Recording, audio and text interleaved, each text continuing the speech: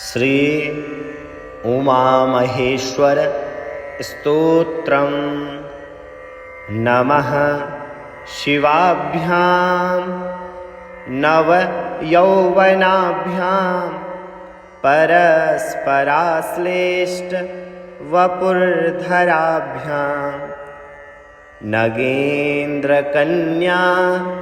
वृषकेतनाभ्यां नमो नमः शङ्करपार्वतीभ्यां। नमः शिवाभ्यां सरसोत्सवाभ्यां नमस्कृताभीष्टवरप्रदाभ्यां नारायणेनार्चितपादुकाभ्यां नमो नमः शङ्करपार्वतीभ्यां। नमः शिवाभ्यां वृषवाहनाभ्यां विरिञ्चिविष्णे इन्द्रसुपूजिताभ्यां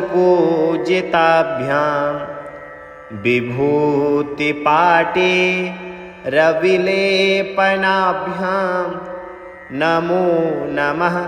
शङ्करपार्वतीभ्यां। नमः शिवाभ्यां जगदीश्वराभ्यां जगत्पतिभ्यां जयविग्रहाभ्यां जम्भारिमुख्यैरभिवन्दिताभ्यां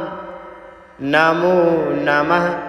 शङ्करपार्वतीभ्यां। नमः शिवाभ्यां परमौषधाभ्यां पञ्चाक्षरीपञ्जररञ्जिताभ्यां प्रपञ्चसृष्टिस्थितिसंहृताभ्यां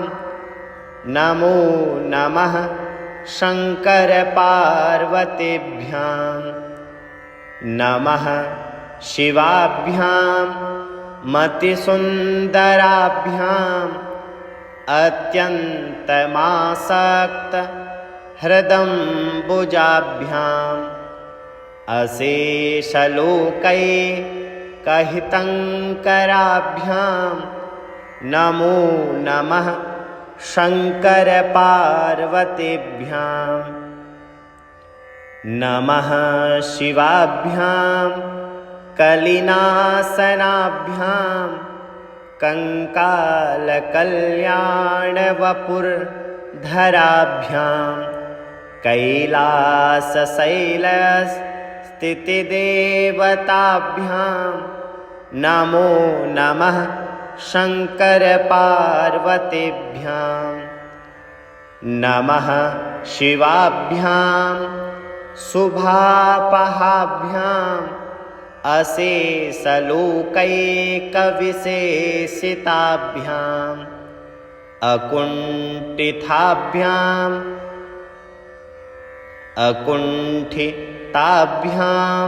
स्मृतिसम्भृताभ्यां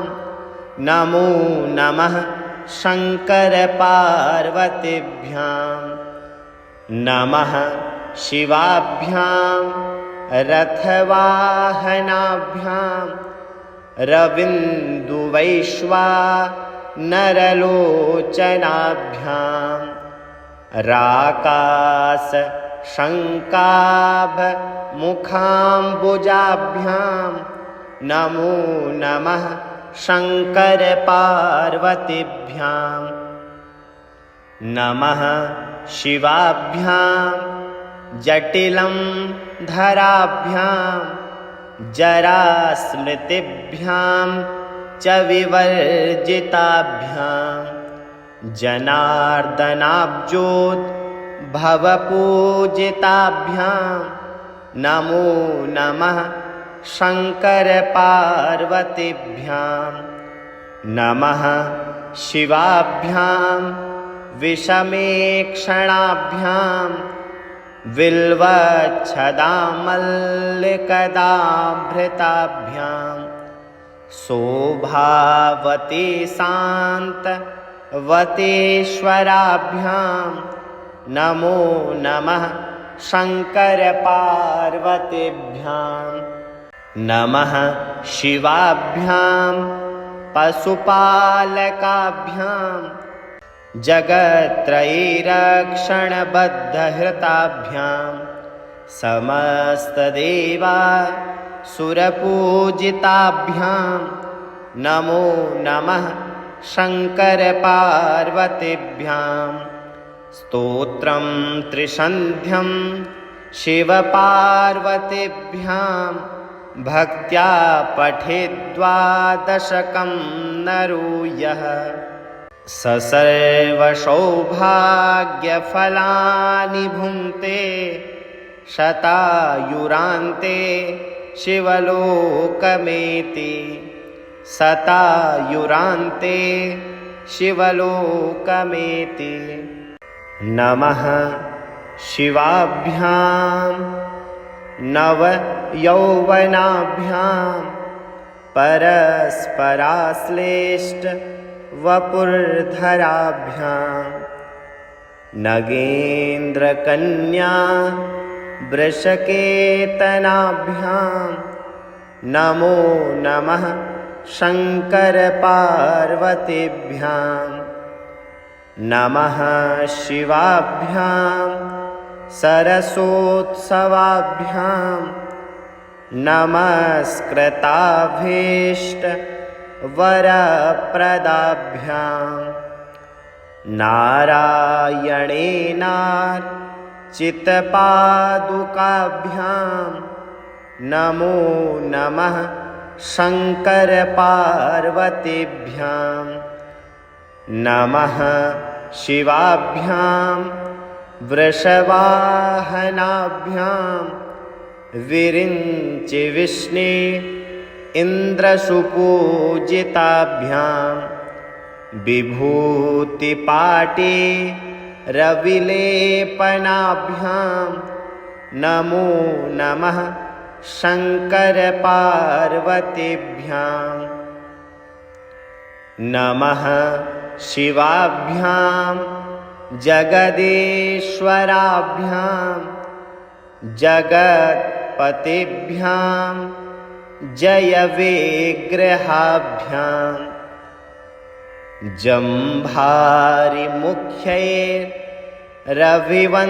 जम्भारिमुख्यैरविवन्दिताभ्यां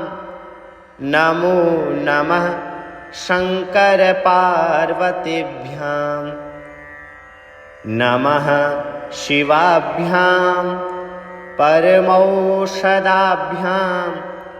पञ्चाक्षरी पञ्जररञ्जिताभ्यां प्रपञ्चसृष्टि स्थितिसंहृताभ्यां नमो नमः शङ्करपार्वतीभ्यां नमः शिवाभ्यां मतिसुन्दराभ्याम् अत्यन्तमासक्तहृदम्बुजाभ्याम् अशेषलोकैकहितङ्कराभ्यां नमो नमः शङ्करपार्वतीभ्यां नमः शिवाभ्यां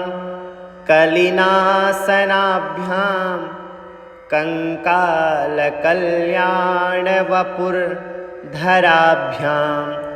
कैलासशैलस्थितिदेवताभ्यां नमो नमः शङ्करपार्वतीभ्यां नमः शिवाभ्यां शुभापहाभ्याम् अशेषलोकैकविशेषिताभ्याम् अकुण्ठिताभ्यां स्मृतिसम्भृताभ्यां नमो नमः शङ्करपार्वतीभ्यां नमः शिवाभ्यां रथवाहनाभ्यां रविन्दुवैश्वानरलोचनाभ्यां राकाशशङ्काभमुखाम्बुजाभ्यां नमो नमः शङ्करपार्वतीभ्यां नमः शिवाभ्यां जटिलं धराभ्यां जरास्मृतिभ्यां च विवर्जिताभ्यां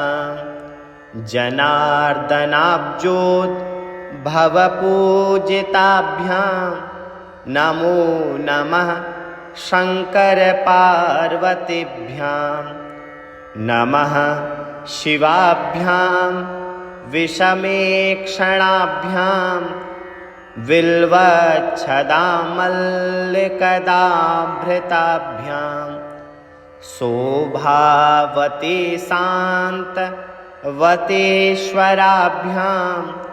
नमो नमः शङ्करपार्वतीभ्यां नमः शिवाभ्यां पशुपालकाभ्यां जगत्त्रयीरक्षणबद्धहृताभ्यां समस्तदेवासुरपूजिताभ्यां नमो नमः शङ्करपार्वतीभ्यां स्तोत्रं त्रिसन्ध्यं शिवपार्वतीभ्यां भक्त्या पठेद्वादशकं नरो यः स सर्वसौभाग्यफलानि भुङ्क्ते शतायुरान्ते शिवलोकमेति शतायुरान्ते शिवलोकमेति। श्री पार्वती वल्लभ अष्टकं। नमो भूतनाथं नमो देवदेवं नमः कालकालं नमो देव्यतेजं नमः कामभस्मं नमः शान्तशीलं भजे पार्वती वल्लभं नीलकण्ठं सदा तीर्थसिद्धं सदा भक्तरक्षं सदा शैवपूज्यं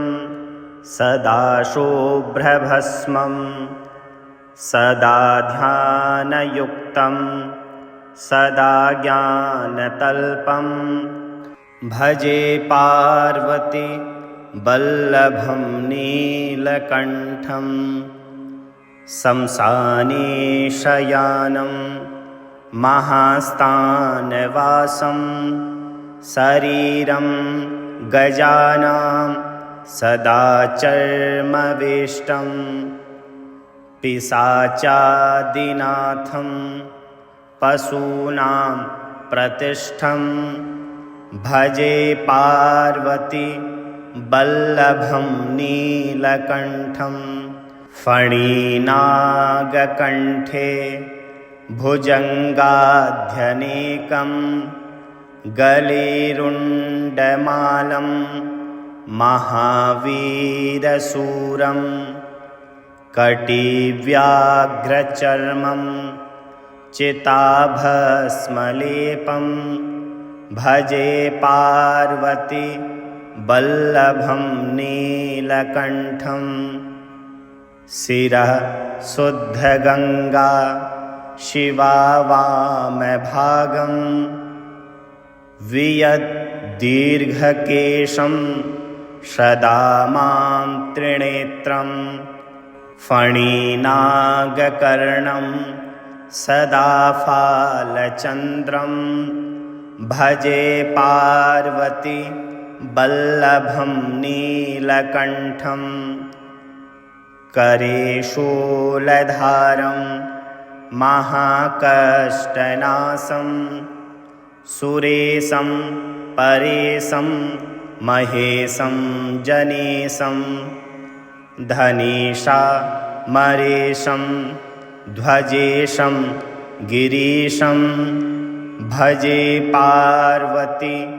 वल्लभं नीलकण्ठम् उदासं सुदासं सुकैलासवासं धरा निर्झरे संस्थितं यद्दिदेवम् अजं हेमकल्पद्रुमं कल्पसेव्यं भजे पार्वती वल्लभं नीलकण्ठम् मुनीनां वरेण्यं गुणं रूपवर्णं द्विजैः सम्पठन्तं शिवं वेदशास्त्रम् अहो दीनवत्सं कृपालुं शिवं तं भजे पार्वती वल्लभं नीलकण्ठं भजे पार्वती वल्लभं नीलकण्ठं सदा भावनाथं सदा सेव्यमानं सदा भक्तिदेवं सदा पूज्यमानं महातीर्थवासं सदा सेव्यमेकं भजे पार्वती वल्लभं नीलकण्ठं नमो भूतनाथं नमो देवदेवं नमः कालकालं नमो देव्यतेजं नमः कामभस्मं नमः शान्तशीलं भजे पार्वती वल्लभं नीलकण्ठं सदा तीर्थसिद्धं सदा भक्तरक्षं सदा शैवपूज्यं सदा शुभ्रभस्मं सदा ध्यानयुक्तं सदा ज्ञानतल्पं भजे पार्वती वल्लभं नीलकण्ठं शंसाने शयानं महास्थानवासं शरीरं गजानां सदा चर्मवेष्टं पिशाचादिनाथं पशूनां प्रतिष्ठं भजे पार्वती वल्लभं नीलकण्ठं फणिनागकण्ठे भुजङ्गाध्यनेकं गलेरुण्डमालं महावीरशूरं कटिव्याघ्रचर्मं चिताभस्मलेपं भजे पार्वती वल्लभं नीलकण्ठं शिरः शुद्धगङ्गा शिवा वामभागं वियद्दीर्घकेशं सदा मां त्रिनेत्रं फणिनागकर्णं सदा फालचन्द्रं भजे पार्वती वल्लभं नीलकण्ठं करे शूलधारं महाकष्टनाशं सुरेशं परेशं महेशं जनेशं धनेशामरेशं ध्वजेशं गिरीशं भजे पार्वती वल्लभं नीलकण्ठम् उदासं सुदासं सुकैलासवासं धरा निर्झरे संस्थितं यद्दिदेवम् अजं हेमकल्पद्रुमं कल्पसेव्यं भजे पार्वती वल्लभं नीलकण्ठं मुनीनां वरेण्यं गुणं रूपवर्णं द्विजैः सम्पठन्तं शिवं वेदशास्त्रम् अहो दीनवत्सं कृपालुं शिवं तं भजे पार्वती वल्लभं नीलकण्ठं सदा भावनाथं सदा सेव्यमानं सदा भक्तिदेवं सदा पूज्यमानं महातीर्थवासं सदा सेव्यमेकं भजे पार्वती वल्लभं नीलकण्ठं नमो भूतनाथं नमो देवदेवं नमः कालकालं नमो देव्यतेजं नमः कामभस्मं नमः शान्तशीलं भजे पार्वती वल्लभं नीलकण्ठं सदा तीर्थसिद्धं सदा भक्तरक्षं सदा शैवपूज्यं सदा शुभ्रभस्मं सदा ध्यानयुक्तं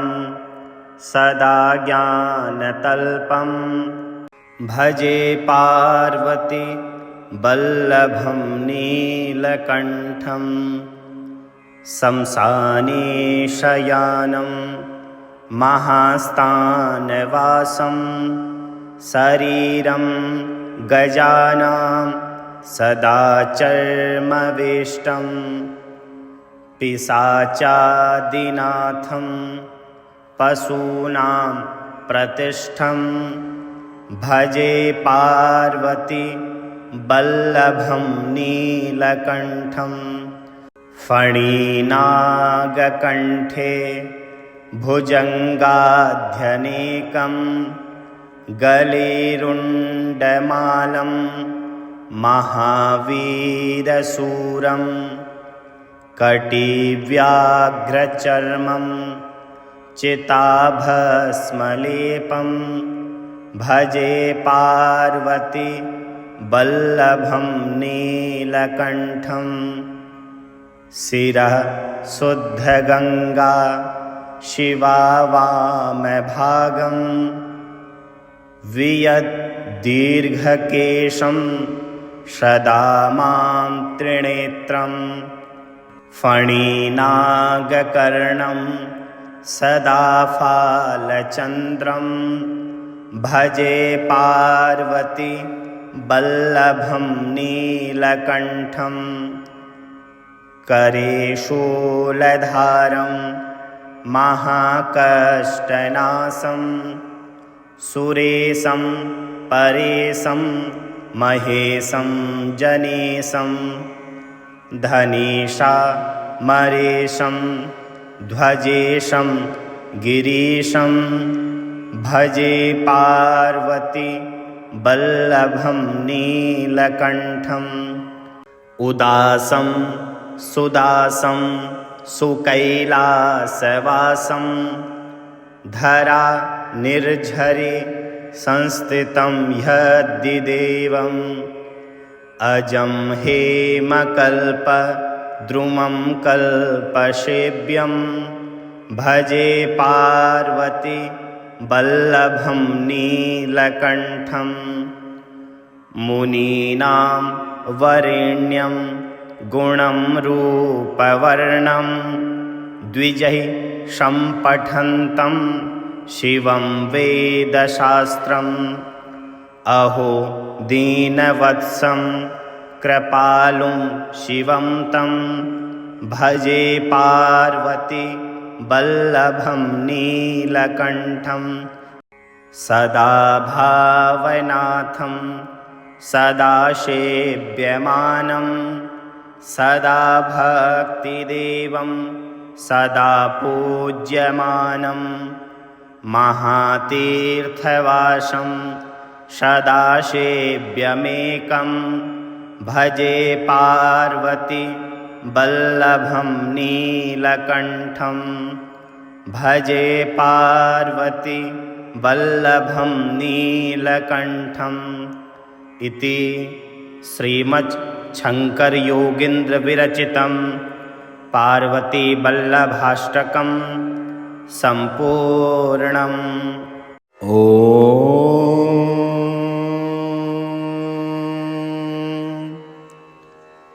रुद्राष्टकम् नमामि शमीशाननिर्वाणरूपं विभुं व्यापकं ब्रह्मवेदस्वरूपं निजं निर्गुणं निर्विकल्पं निरेहं चिदाकाशमाकाशवासं भजेऽहम् निराकारमोङ्कारमूलं तुरीयं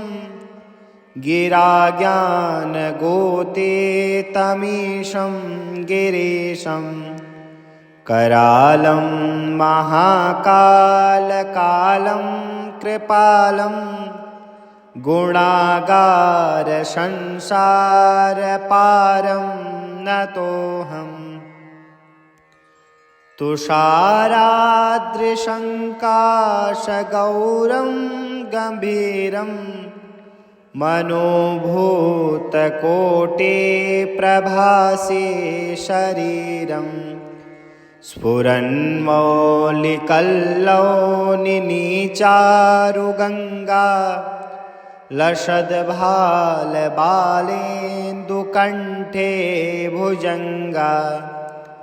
चलत्कुण्डलं शोभ्रनेत्रं विशालं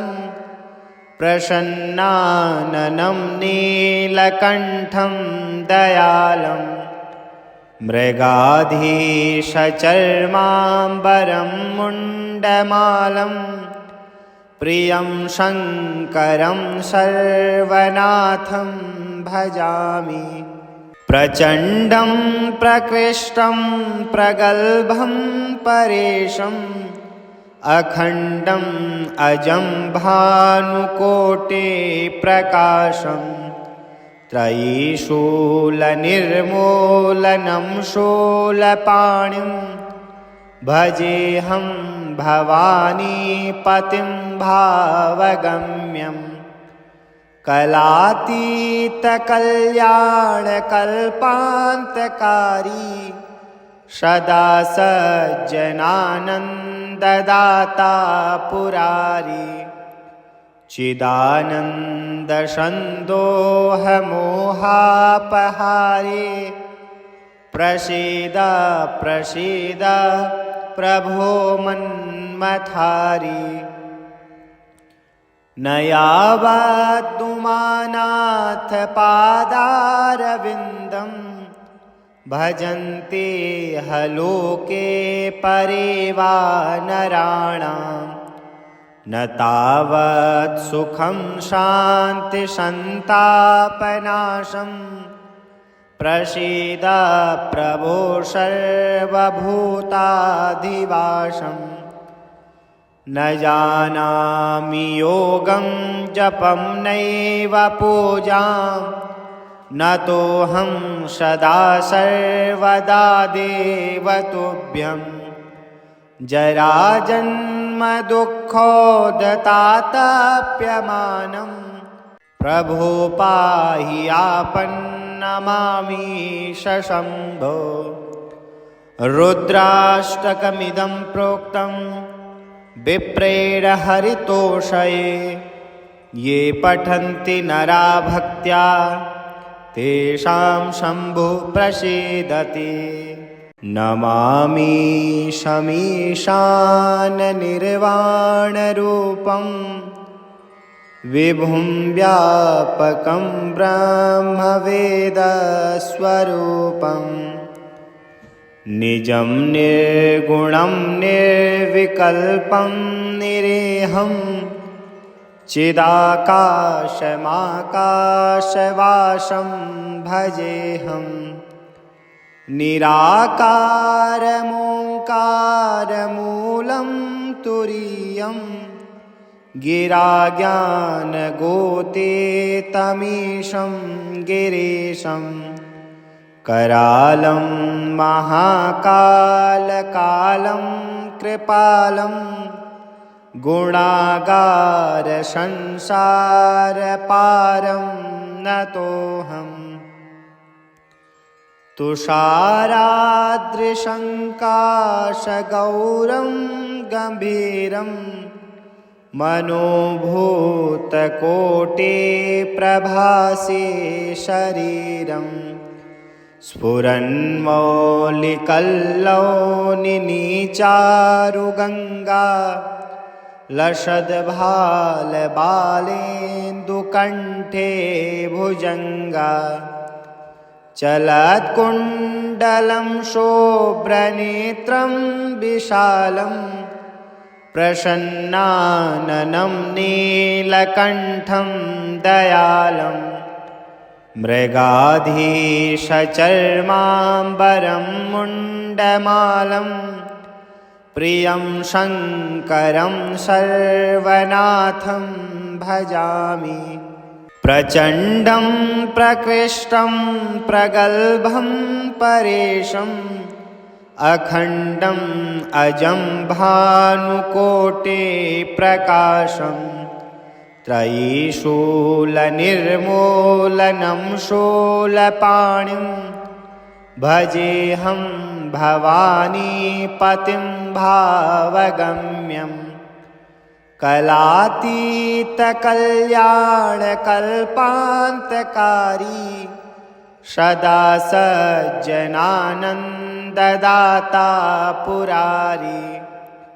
चिदानन्दसन्दोहमोहापहारे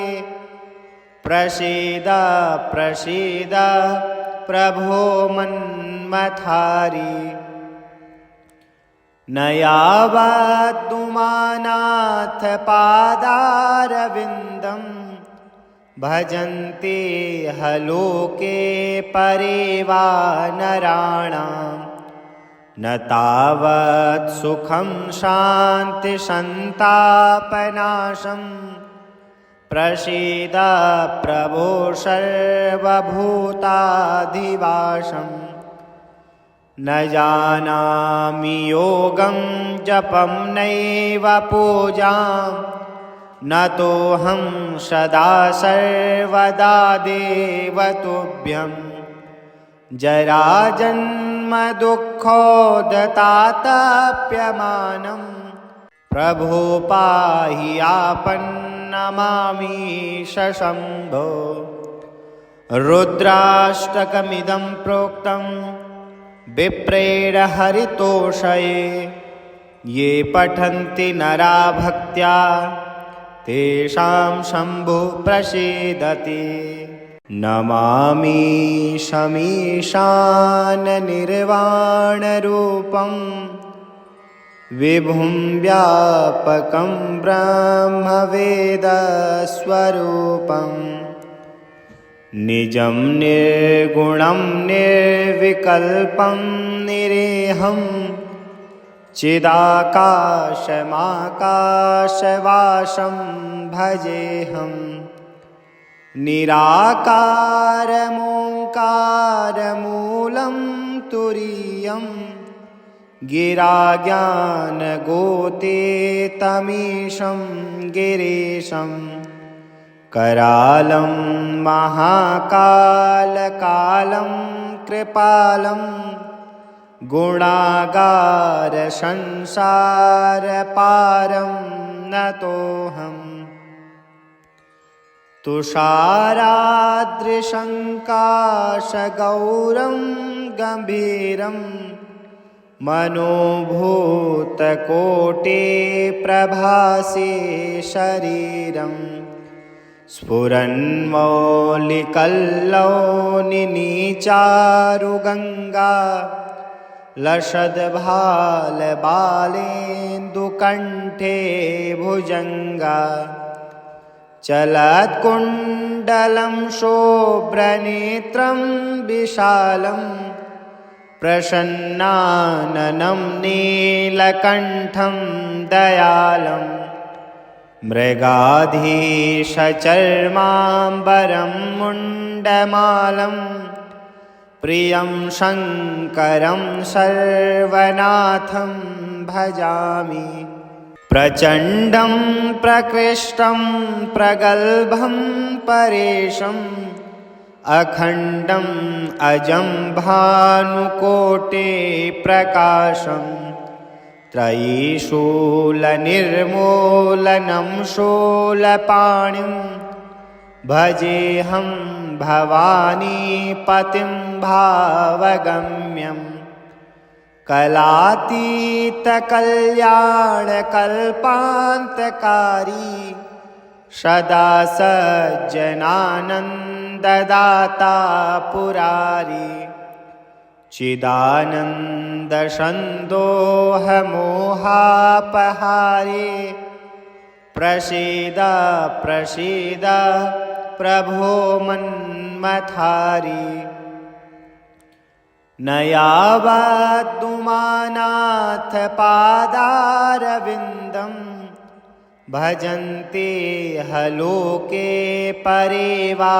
नराणां न तावत् सुखं शान्तिसन्तापनाशं प्रसीद प्रभो सर्वभूताधिवासम् न जानामि योगं जपं नैव पूजां न तोऽहं सदा सर्वदा देव तुभ्यं जराजन्मदुःखोदतातप्यमानं प्रभो पाहि आपन्नमामीश शम्भो रुद्राष्टकमिदं प्रोक्तं विप्रेण हरितोषये ये पठन्ति नरा भक्त्या तेषां शम्भुः प्रसीदति नमामि शमीशाननिर्वाणरूपं विभुं व्यापकं ब्रह्मवेदस्वरूपम् निजं निर्गुणं निर्विकल्पं निरेहं चिदाकाशमाकाशवासं भजेऽहं निराकारमोङ्कारमूलं तुरीयं गिराज्ञानगोतीतमीशं गिरीशम् करालं महाकालकालं कृपालं गुणागारसंसारपारं नतोऽहम् तुषाराद्रिशङ्काशगौरं गम्भीरं मनोभूतकोटिप्रभासे शरीरम् स्फुरन्मौलिकल्लौनिनीचारुगङ्गा लसद्भालबालेन्दुकण्ठे भुजङ्गा चलत्कुण्डलं शोभ्रनेत्रं विशालं प्रसन्नाननं नीलकण्ठं दयालं मृगाधीशचर्माम्बरं मुण्डमालं प्रियं शङ्करं सर्वनाथं भजामि प्रचण्डं प्रकृष्टं प्रगल्भं परेशम् अखण्डम् अजं भानुकोटे प्रकाशम् त्रयीशूलनिर्मूलनं शूलपाणिं भजेऽहं भवानीपतिं भावगम्यम् कलातीतकल्याणकल्पान्तकारी सदा सज्जनानन्ददाता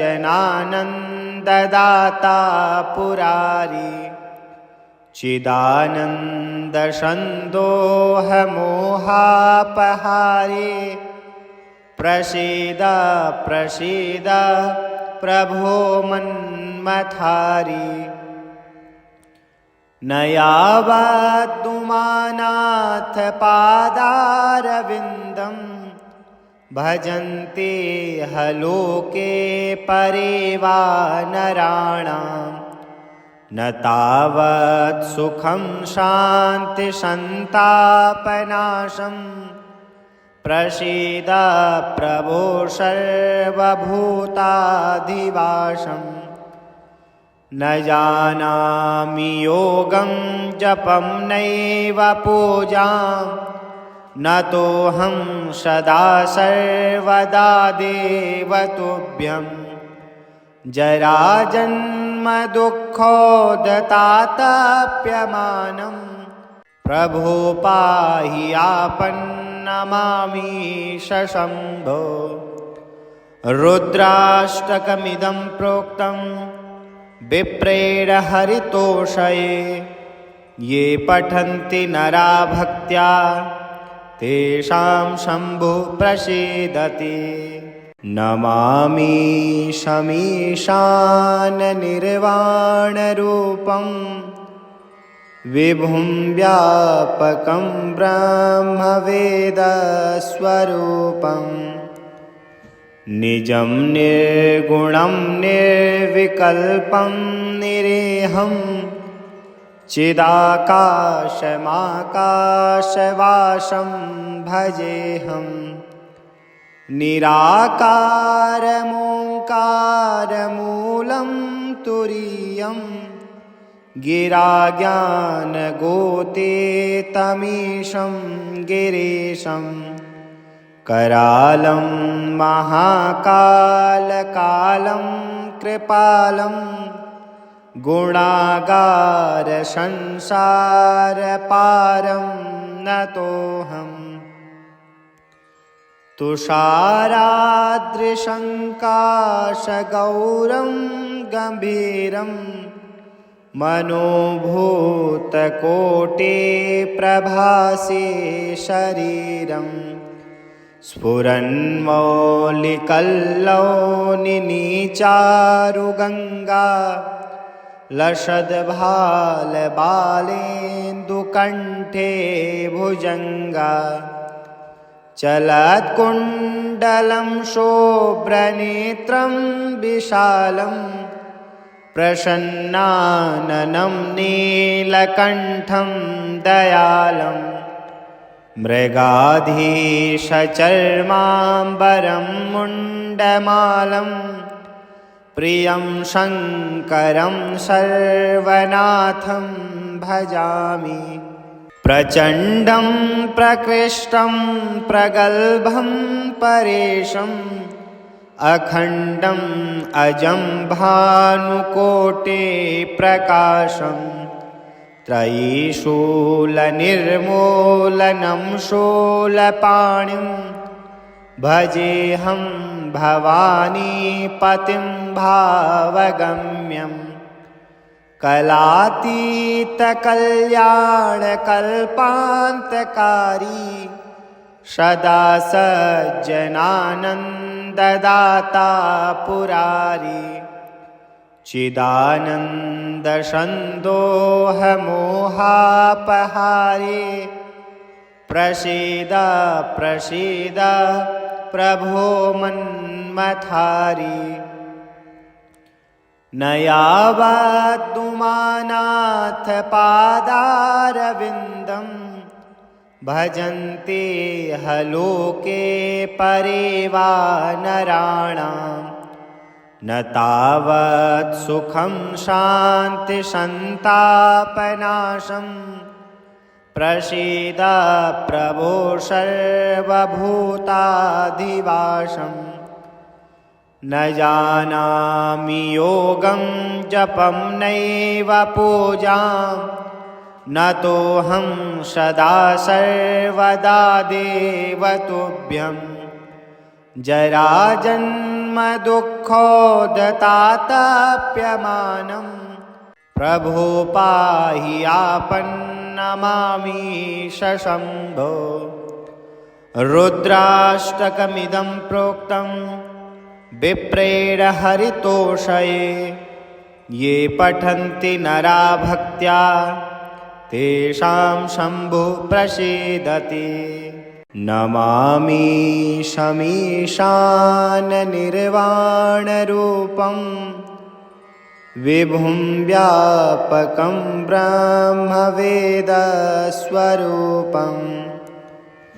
निजं निर्गुणं निर्विकल्पं निरेहं चिदाकाशमाकाशवासं भजेऽहं। निराकारमोङ्कारमूलं तुरीयं गिराज्ञानगोतीतमीशं गिरीशं करालं महाकालकालं कृपालं गुणागारसंसारपारं नतोऽहम्। तुषाराद्रिशङ्काशगौरं गम्भीरं मनोभूतकोटिप्रभासे शरीरं स्फुरन्मौलिकल्लौनिनीचारुगङ्गा लसद्भालबालेन्दुकण्ठे भुजङ्गा चलत्कुण्डलं शोभ्रनेत्रं विशालं प्रसन्नाननं नीलकण्ठं दयालं मृगाधीशचर्माम्बरं मुण्डमालं प्रियं शङ्करं सर्वनाथं भजामि। प्रचण्डं प्रकृष्टं प्रगल्भं परेशम् अखण्डम् अजं भानुकोटिप्रकाशं त्रयीशूलनिर्मूलनं शूलपाणिं भजेऽहं भवानीपतिं भावगम्यम्। कलातीतकल्याणकल्पान्तकारी सदा सज्जनानन्ददाता पुरारी चिदानन्दसन्दोहमोहापहारी प्रसीद प्रसीद प्रभो मन्मथारी। न यावदुमानाथ पादारविन्दं भजन्ते हलोके परे वा नराणां न तावत् सुखं शान्तिसन्तापनाशं प्रसीद प्रभो सर्वभूताधिवासम्। न जानामि योगं जपं नैव पूजां न तोऽहं सदा सर्वदा देवतुभ्यं। जराजन्मदुःखोदतातप्यमानं प्रभो पाहि आपन्नमामीश शम्भो। रुद्राष्टकमिदं प्रोक्तं विप्रेण हरितोषये ये पठन्ति नरा भक्त्या तेषां शम्भुः प्रसीदति। नमामि शमीशाननिर्वाणरूपं विभुं व्यापकं ब्रह्मवेदस्वरूपं निजं निर्गुणं निर्विकल्पं निरेहं चिदाकाशमाकाशवासं भजेऽहं। निराकारमोङ्कारमूलं तुरीयं गिरा ज्ञानगोते तमीशं गिरीशं करालं महाकालकालं कृपालं गुणागारसंसारपारं नतोऽहम् तुषाराद्रिशङ्काशगौरं गम्भीरं मनोभूतकोटे प्रभासे शरीरं स्फुरन्मौलिकल्लौनिनीचारुगङ्गा लसद्भालबालेन्दुकण्ठे भुजङ्गा चलत्कुण्डलं शोभ्रनेत्रं विशालं प्रसन्नाननं नीलकण्ठं दयालं मृगाधीशचर्माम्बरं मुण्डमालं प्रियं शङ्करं सर्वनाथं भजामि प्रचण्डं प्रकृष्टं प्रगल्भं परेशम् अखण्डम् अजं भानुकोटे प्रकाशं त्रयीशूलनिर्मूलनं शूलपाणिं भजेऽहं भवानीपतिं भावगम्यम् कलातीतकल्याणकल्पान्तकारी सदा सज्जनानन्ददाता पुरारी चिदानन्दसन्दोहमोहापहारे प्रसीद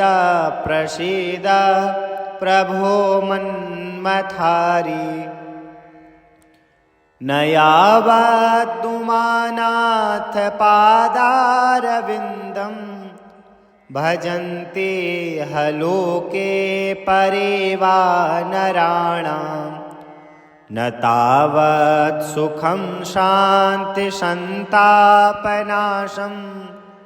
प्रसीद प्रभो सर्वभूताधिवासम् न जानामि योगं जपं नैव पूजां न तोऽहं सदा सर्वदा देव तुभ्यं जराजन्मदुःखोदतातप्यमानं प्रभो पाहि आपन्नमामीश शम्भो रुद्राष्टकमिदं प्रोक्तं विप्रेण हरितोषये ये पठन्ति नरा भक्त्या तेषां शम्भुः प्रसीदति।